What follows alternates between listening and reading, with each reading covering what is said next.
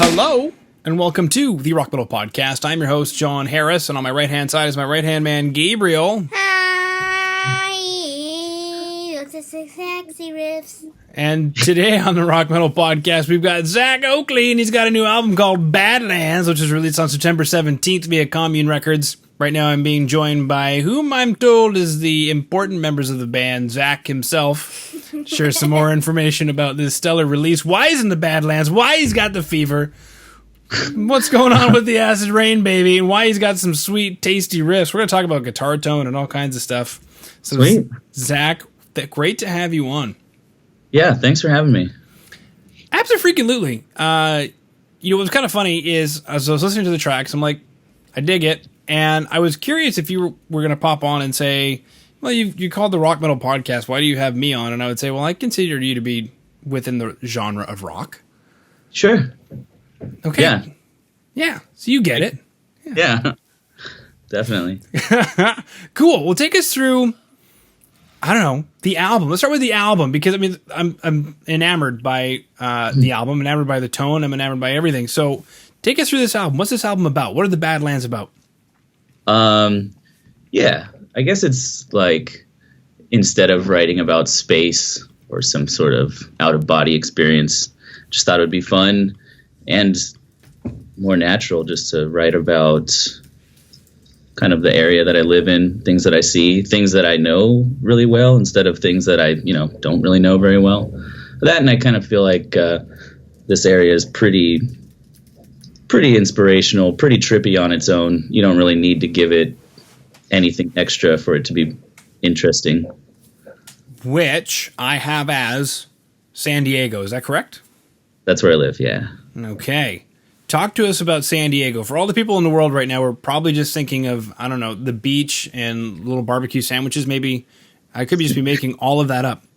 No, there's a lot of that too. But it's a border town. It's a Navy town. Kind of got like a lot of different type of people that come here. I guess it's kind of like LA's smaller little cousin or something. We've got the same situation that happens where there's a lot of people that aren't from here, and then there's still a lot of people that grew up here. And it just creates a lot of interesting dynamics, and a lot of different type of people are here. So yeah, for that reason alone, I feel like it's kind of an interesting area of the world just on its own, Mm-hmm. Yeah. I think what's cool, I've been to San Diego a couple of times, and I thought, man, this is nice. And obviously I don't live there, but I have a lot of exposure with LA. Yeah. Some exposure with San Francisco, and it's almost like two different countries, just that alone. And then you get to San Diego, and it's just like a cleaner, nicer, warmer version of LA, kind of. Yeah, I'd say so too. Yeah, I agree with you for sure. And then the other thing is that even though it's a major city, everybody's focused on LA or San Francisco, but how many people are focused on San Diego? Yeah, that's true. It's like, even if there is sometimes a focus on San Diego, I feel like it gets left out of the conversation like a majority of the time, which I actually like.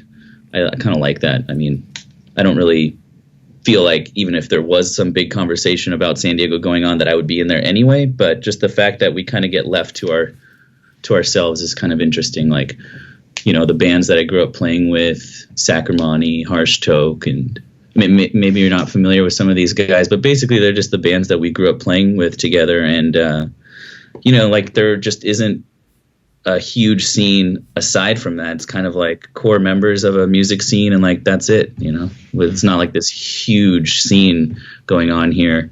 And for that reason, all the people that contribute and seem genuine, they kind of have this tendency to gravitate towards each other, and we all stayed pretty close friends throughout the years.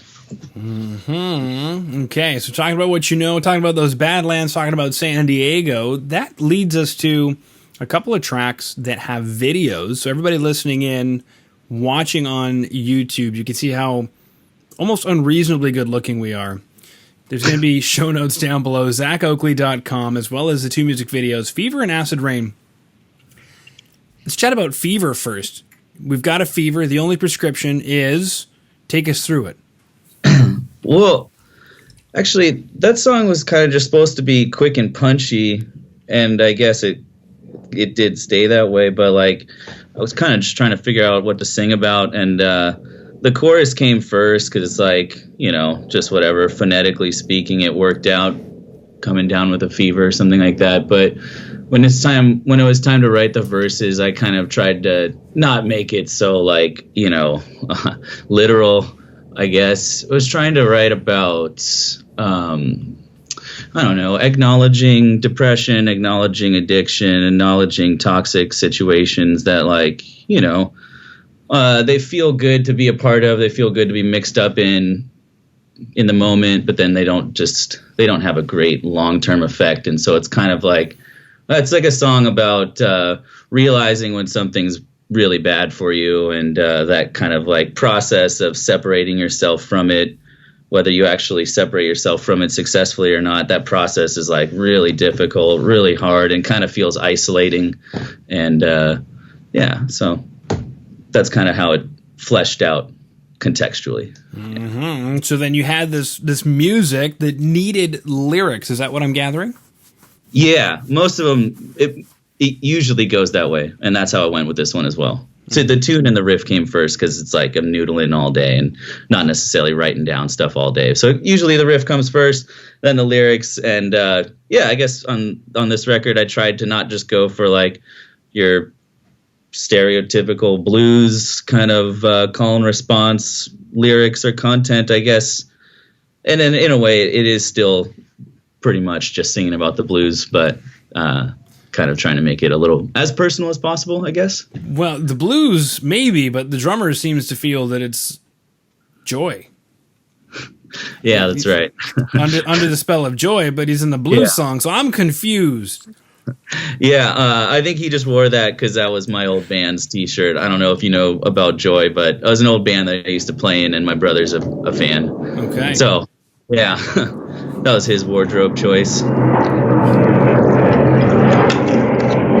Sorry about that. It's okay. You mentioned it was a military town. I'm guessing they're doing a flyby, doing some drills?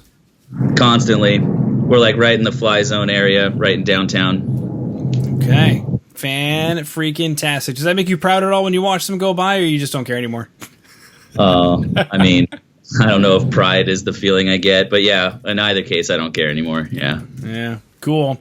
All right, so we're talking about The Fever. Now, something I see here is that it was shot by Corey Martinez, but edit by ZACK OAKLEY. Are you the ZACK OAKLEY that edited this? Yeah, this is all DIY, man. I'm honestly surprised that it's getting to the point where I'm, you know, talking to you or even releasing this thing properly. It's all just a DIY effort. We're all just doing it for fun. Corey's my buddy that I went to audio engineering school with, and so we're pretty project-oriented, the two of us. We'll, like, you know, we hang out, but like a lot of the times when we're hanging out, we're talking about what project we should do next, you know, or what kind of recording project or video project we'll do next. And yeah, he's just a really good filmer, and he's really technical with all the specs, and he'll get it done. And then I just really like like my buddy, he's just really good at shooting. And yeah, I really like the whole tweaking out on editing stuff, whether it's audio or video. It's just really fun for me. So I've been actually making all the videos. So there's 2 more coming out. We made Acid Rain as well. Same idea. Corey shot it. I edited it. Mm-hmm. It's almost like it's the same music video, but just different filters. Yeah, and then we tried to in the 3rd video, which hasn't come out yet, and the 4th video, which hasn't come out yet, to kind of like expand, you know, because you do sort of fall into habits and you kind of reach your limitations. You're like, you know, we don't have like a big studio that we're shooting in. We're doing this in like our basement, you know, with a green screen or a white screen. So I think for the 3rd video, we realized like, hey, we should really get out of the house and like go shoot outside, you know, or kind of have like a bigger template to film on. And so, yeah, the first 2 videos, I agreed, they look kind of similar. And then the 3rd and the 4th, when they come out, it kind of will feel a little bigger.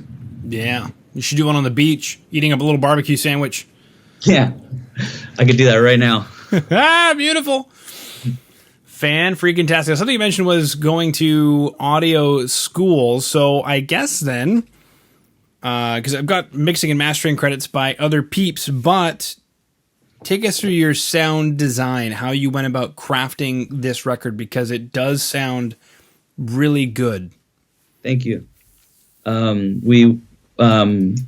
Well, first of all, like my drummer and my bass player are really good. So my brother is my drummer, and we have a good connection. And so we played another band called Volcano a little while back, and that was the first band that we ever played in where we recorded and like really rehearsed together. And I think we found in that band that we had like a really good chemistry, which I think we knew we had, but we just never really tried it out.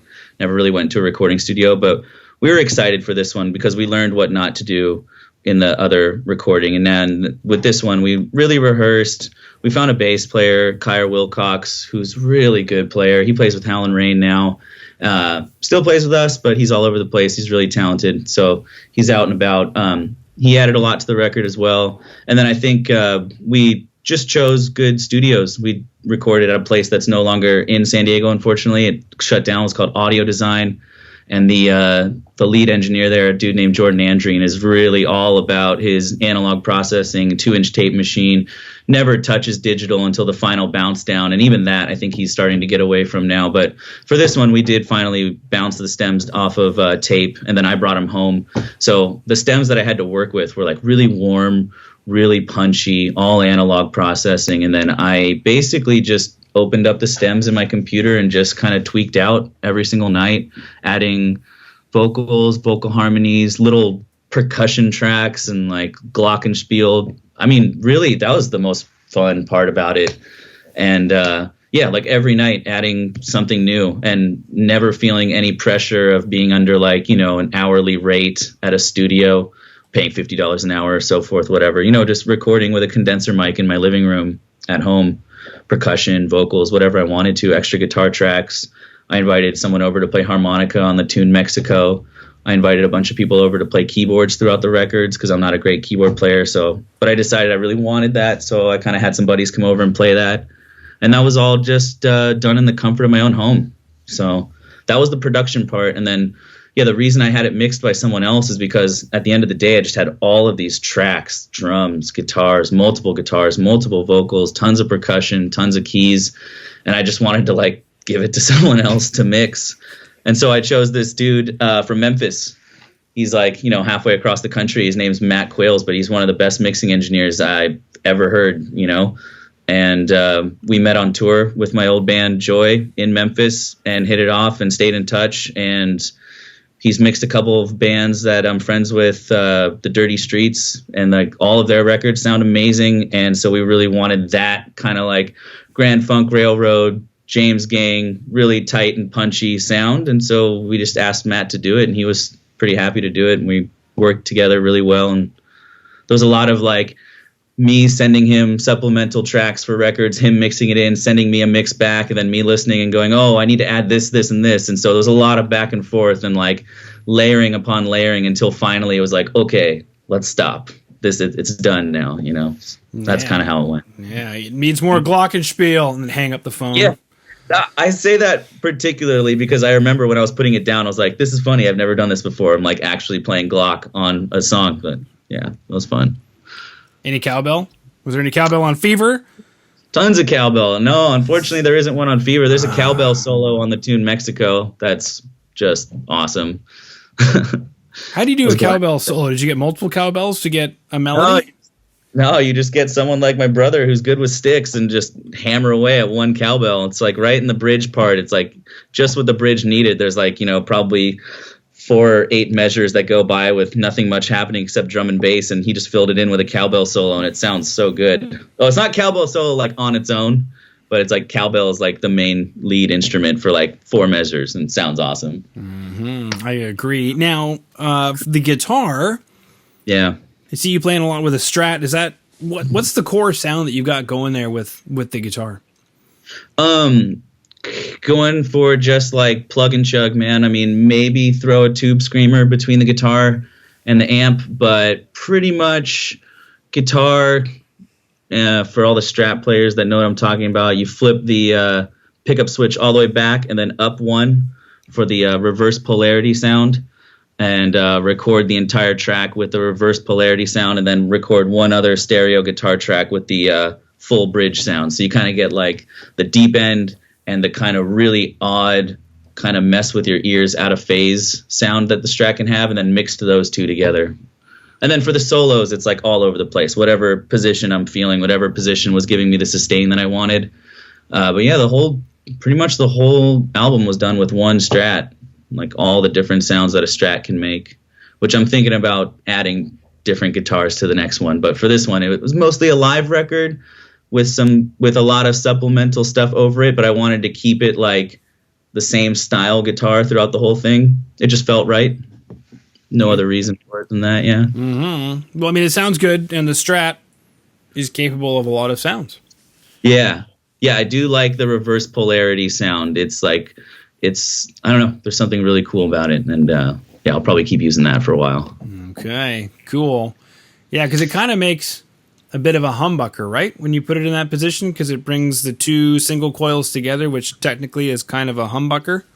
It brings them together, but then it puts them out of phase. Oh. So it actually takes away a lot of the low end. Okay. Yeah, which is what makes it sound so weird and kind of messes with your head. It almost sounds like it is the two pickups, but instead of them being in perfect phase, they're like out of phase. And so if you can imagine what that sounds like, that's what it's, yeah. It's kind of like, it sounds plucky. It's the best way I can describe it. Yeah, get a lot of definition then. Yeah, tons of definition. Exactly. It doesn't get lost in the mud, which is getting lost in the mud's not a bad thing, but that's why I like to mix them. I like to have the low, muddy, kind of thick tone and then the plucky sort of defined tone and mix them together. Mm-hmm. Perfect. Getting muddy here in the Badlands with all that acid rain. Yeah, that was a fun song. That song was one of those ones that we didn't think was going to sound so good, and so I think we spent a lot of time producing it in the sense that when it first came out of the studio, it was just guitar, bass, and drums, and so we decided like it needs like a lot of backup vocals, kind of like George Harrison-y, All Things Must Pass, like orchestral vocals in the background, and so that took a little while to figure out how to do, but you know, I think that's kind of what carries that song a little bit is the backup vocals and the keys. The addition of the keys for that song was big too. Mm-hmm. You mentioned you had some guest keys people. Yeah, on that one we had a musician from San Diego. His name's Jody Bagley. He plays in a band called Miss Henry, and they're fantastic. They're all over the place. They release new music all the time. He's a fantastic player. He's so good. He's so natural. I'll send him songs.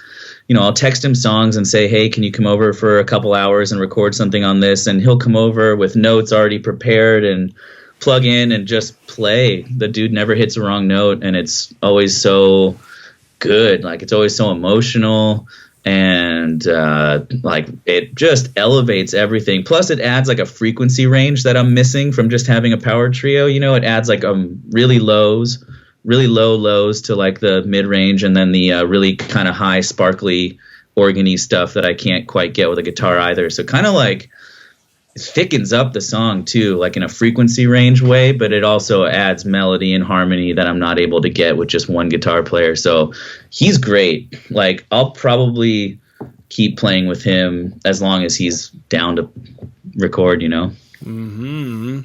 Yeah. Any organs? Usually there's some organs in bluesy type stuff. Yeah. He played organ. He played B3. He's got a C3 organ that he recorded at my house, mono.